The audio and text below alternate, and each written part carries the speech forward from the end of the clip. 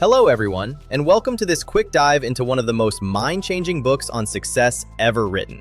Outliers, The Story of Success by Malcolm Gladwell. Published in 2008, this bestseller took the world by storm because it completely flips the script on how we think about achievement. Gladwell, the journalist famous for The Tipping Point and Blink, uses gripping true stories from hockey rinks, airplane cockpits, and computer labs to prove one big idea.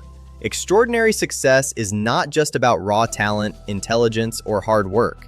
It's about hidden advantages. In a world obsessed with self-made geniuses, Gladwell asks, what if the real story is that every outlier stands on a mountain of unseen help? Let's break it down into the two big sections of the book. Part 1. Opportunity. Gladwell starts with the Matthew effect, the idea that small early advantages snowball. His perfect example? Canadian youth hockey. Most NHL stars are born in January, February, or March. League cutoffs are January 1st. Kids born early are bigger, stronger, and get picked for elite teams. Talent matters, but opportunity multiplies it. Then comes the famous 10,000-hour rule. Gladwell shows that world-class mastery requires roughly 10,000 hours of deliberate practice. The Beatles didn't magically become legends.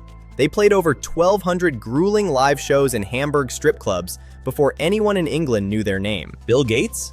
As a teenager in 1968, he attended one of the only high schools with a real computer terminal. Timing plus opportunity turned potential into Microsoft. Gladwell also tackles the myth of pure genius. He compares two men with sky-high IQs, Christopher Langan and J. Robert Oppenheimer. IQ gets you in the door. Opportunity and upbringing, what Gladwell calls practical intelligence, decide whether you stay. The second half shows how our ancestors' way of life still shapes us today.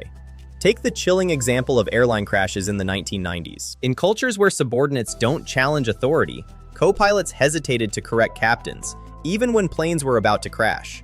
Awareness saved lives. Then there's math. Why do students in East Asia consistently outperform? Gladwell traces it back to centuries of rice farming and a legacy of persistence. He ends with hope. Programs like KIPP give low-income kids longer school days.